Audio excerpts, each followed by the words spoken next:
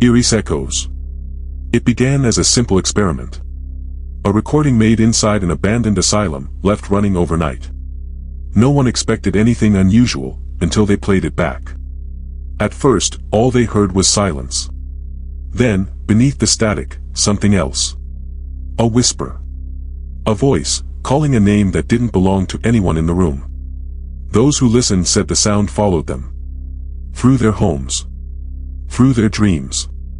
They claimed it began repeating their words, long after they'd stopped speaking. Experts dismissed it as interference. Others, those who heard it for themselves, stopped talking altogether. The recording was never released to the public. But a copy surfaced years later, and what you're about to hear was taken from that tape. Do you hear them too? This recording was never meant to be heard. Every person who listened claimed they began to hear the echoes. Welcome to Eerie Echoes. For decades, these stories have existed only in whispers. Passed between investigators, archivists, and those who swore they'd heard something that shouldn't exist. Each case begins the same way, an ordinary moment, interrupted by a sound no one can explain. A voice caught on tape. A cry in an empty corridor. A single echo that refuses to fade. Tonight, we open the archive. Inside are recordings never meant to reach the public, fragments of forgotten hauntings gathered from across the world. Every voice you'll hear was documented, verified, and sealed away. But something about these tapes changes when they're played. Those who listen describe the same feeling, a sudden chill, a faint ringing in the ears, and then, the echoes start to answer back. These are not tales for entertainment. They are reminders that sound can remember what sight forgets. Stay until the end, because the last story in this collection, no one who's heard it has slept through the night since. So listen carefully. Every echo carries a memory. Some of them still remember you. Which of these echoes would you dare to listen to alone? The boarding house still stands at the edge of Ashwood Lane, 3 stories of crumbling brick and darkened windows. It was built in 1896, a time when the town was alive with travelers and factory smoke. Now, it's the only building left untouched, its paint eaten away by years of rain and neglect. Locals say the house never stays quiet.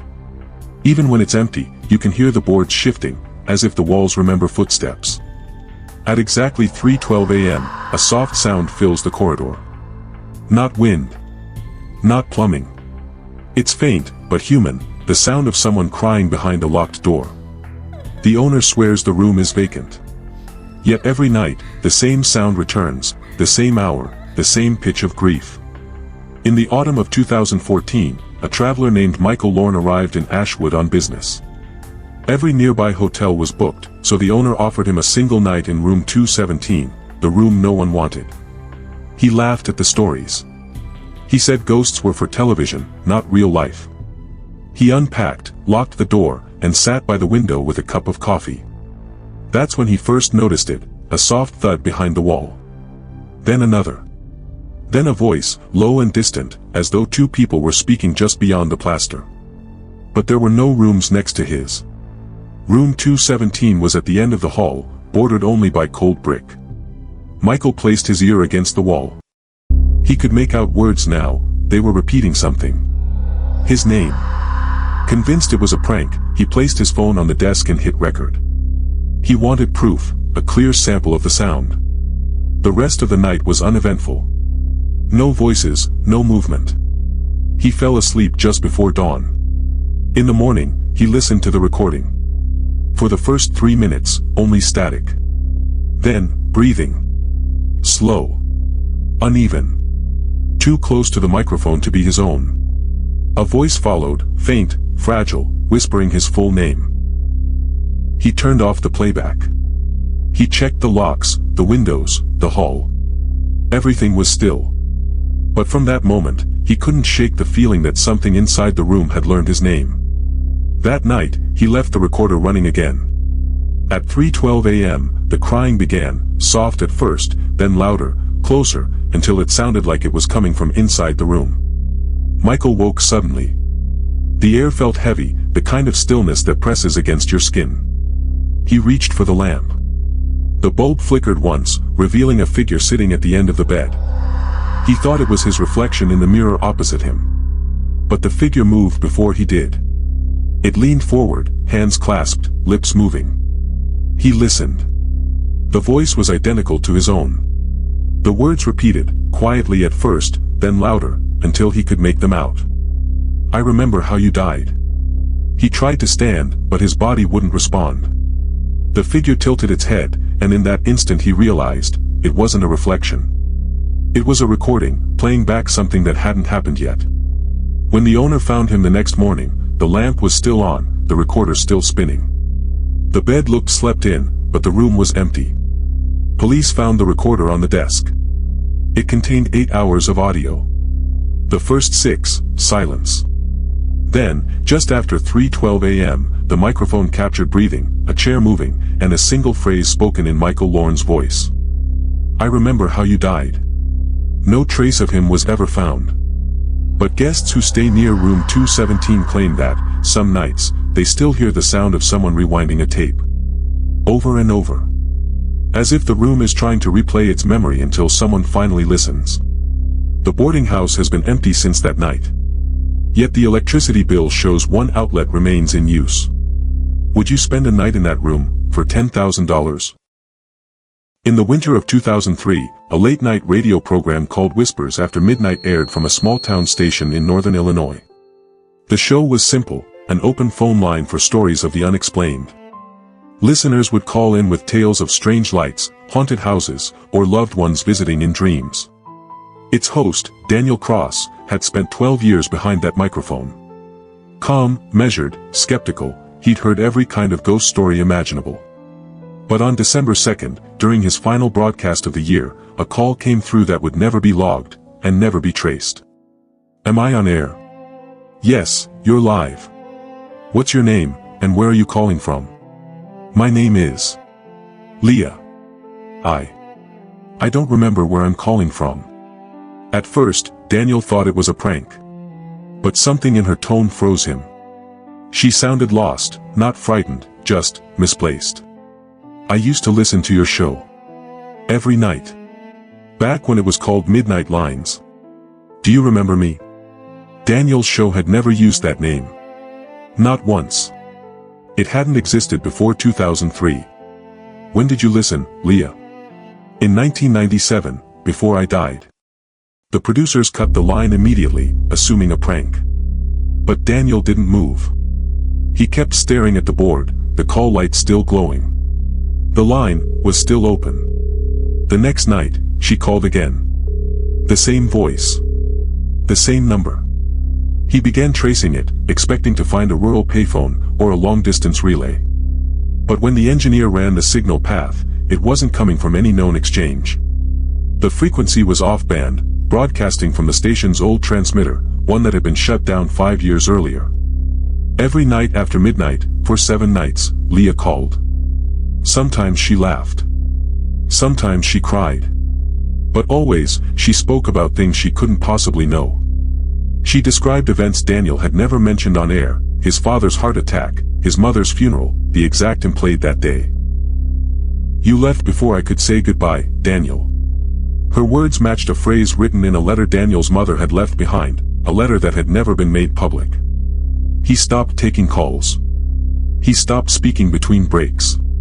But the frequency continued to broadcast, static, punctuated by her breathing. Engineers tried to cut it off, but it came back every time. By the 8th night, Daniel wasn't sleeping. He set up 2 recorders in the studio, determined to catch every second. Midnight arrived. The board lit up, the same unregistered line. "Leah, who are you?" "You know who I am." "You always knew."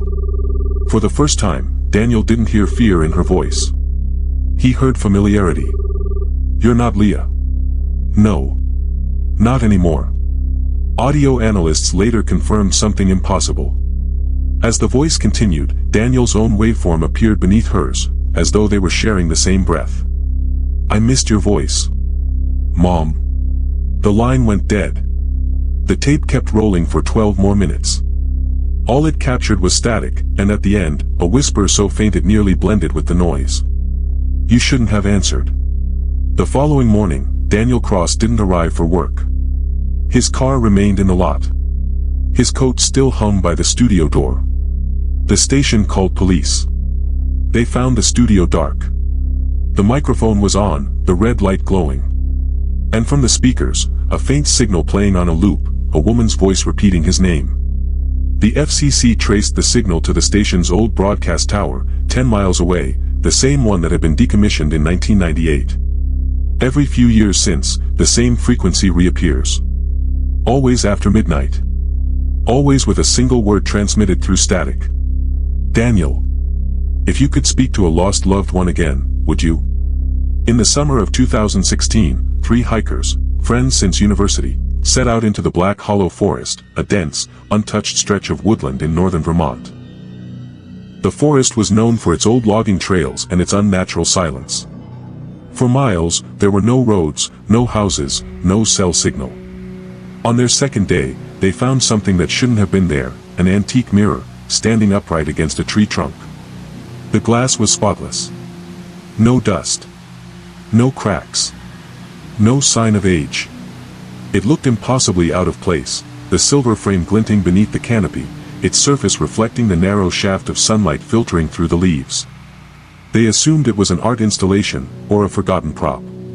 But there were no tracks, no footprints, nothing to show how it had arrived there. When one of the hikers touched the glass, he said it felt warm, as if it had been sitting in direct sunlight. But the woods were cold that day. Overcast. No light strong enough to heat anything. They laughed about it. They took turns standing before it, joking about bad luck and ghost stories.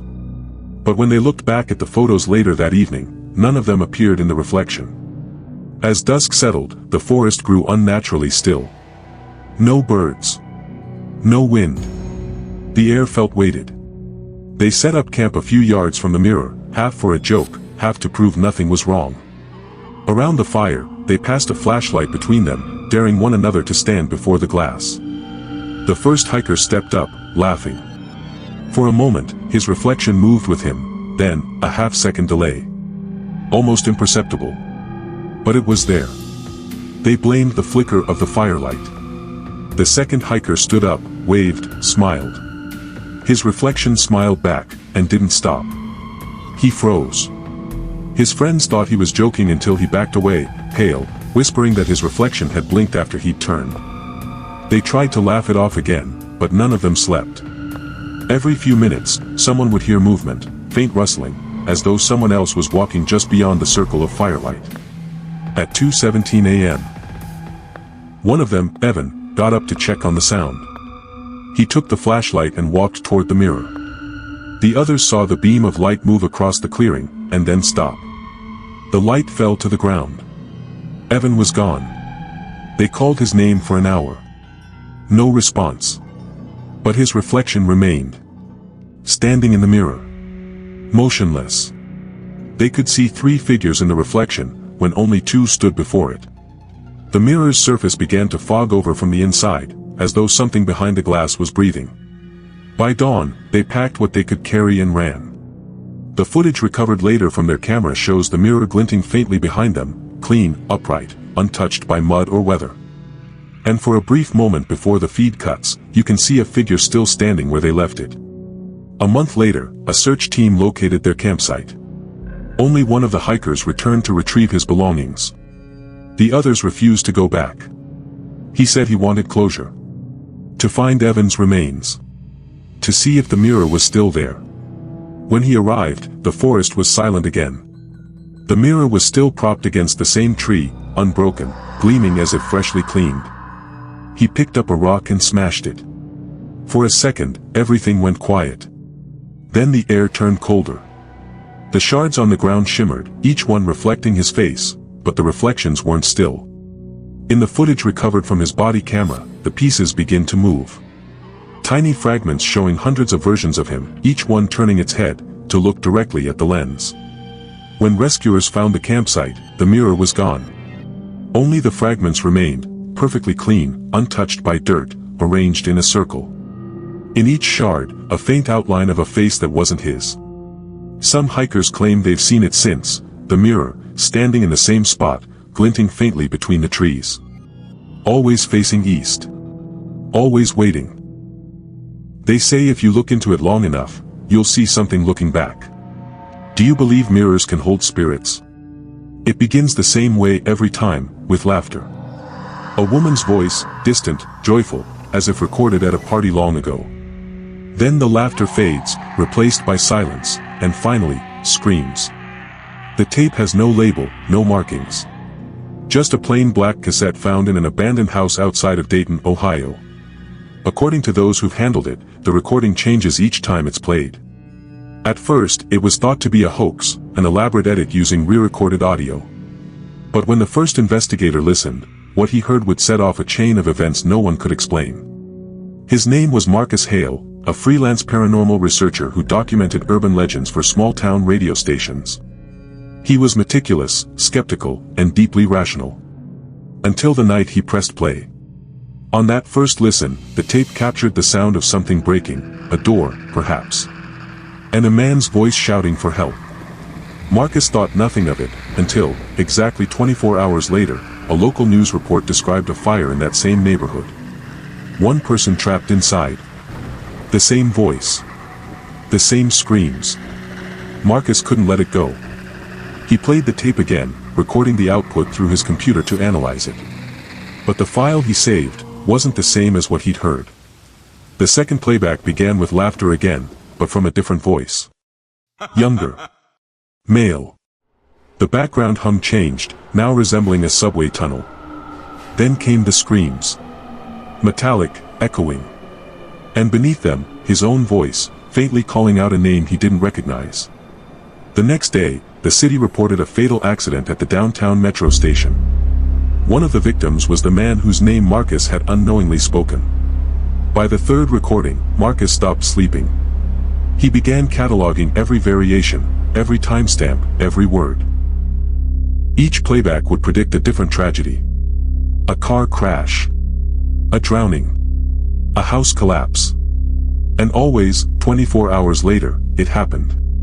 He started hearing things outside the recordings. Whispers in his apartment. The faint echo of laughter coming from an unplugged speaker. At one point, his neighbor said she heard voices coming from Marcus's walls, even when he wasn't home. The strangest thing was what he discovered in the waveform of the recording itself. Hidden frequencies, sounds below human hearing range. When converted to visual spectrograms, they formed words. Every word spelled the same phrase, "You're next." On the night of December 4th, Marcus made his final entry. He wrote, "The tape knows when I'm listening. The voices are closer now. I think I can hear myself on the next one." The footage from his camera shows him sitting at his desk, exhausted, eyes sunken. He presses play for what would be the last time. What he heard wasn't random noise. It was his voice. Pleading. Screaming his own name. Neighbors reported hearing a loud crash at exactly 11:56 p.m. When police entered the apartment, the lights were on, the equipment still running. But Marcus was gone. The tape was still spinning, looping a 3-second section of his last scream. Authorities sealed the apartment. The cassette was confiscated as evidence. But somehow, copies of the recording began to appear online. Each version lasts exactly 4 minutes and 22 seconds. They all start with laughter, and end with Marcus's scream. No one knows who uploaded the file, or how it keeps resurfacing. Every time a link is deleted, another one appears. Different accounts. Different IPs. But the same audio. They say if you listen till the end, the next voice it records, is yours. No one knows who uploaded that last recording. But it keeps playing, on repeat. There's a town deep in the northern countryside that doesn't exist on any modern map. A quiet cluster of homes, old gas lamps, and winding dirt roads, once known as Hollow Creek. According to the few remaining records, the population was small, no more than 80 residents. Farmers, shopkeepers, children who played by the riverbank. Then, one winter, they began to report something strange. It started as faint murmurs carried on the night wind.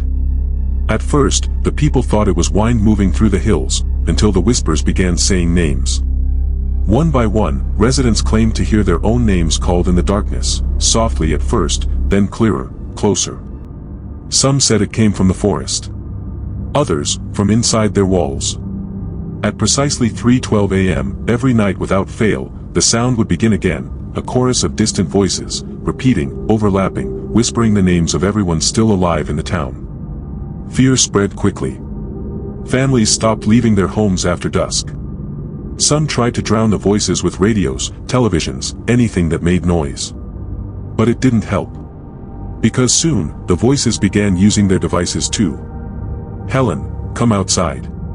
Every home began reporting the same phenomenon, radios turning on by themselves, murmuring the names of the people who lived there. And every night, the voices grew louder, until one morning, there was no one left to hear them. When search teams arrived, the houses were intact. Meals half-eaten. Fires still burning. But not a single person remained. Only the radios were left on, each one whispering names into the empty air. No bodies were ever found. No signs of struggle. Only an echo that still drifts across the valley when the wind is right. For years, paranormal researchers have tried to capture it. Recordings taken near the ruins contain faint voices, always saying the names of the people who listen. Some say the town isn't gone, it's just waiting. Listening. And if you play white noise long enough, you'll hear them calling you too. They remember every name, including yours. They call them echoes for a reason. They don't fade when the sound ends. They linger, in tape hiss, in the hum of power lines, in the silence between heartbeats. Every story you've heard tonight was found in a place no one wanted to return to. A house that remembers. A voice that won't stop calling. A mirror that shows what's already lost. A tape that knows when you're listening. A town that still answers back. They're all connected. Fragments of something ancient, something that feeds on sound itself. Every whisper recorded. Every scream replayed. Every silence heard. And maybe that's why the recordings never stop. Because they're waiting for someone to listen. These echoes, they never fade. They live in recordings. In memories. In silence. If you hear a whisper when you're alone tonight, don't answer. Which story haunted you most? Would you dare listen to the next echo? Subscribe, before the whispers stop. We can still hear you.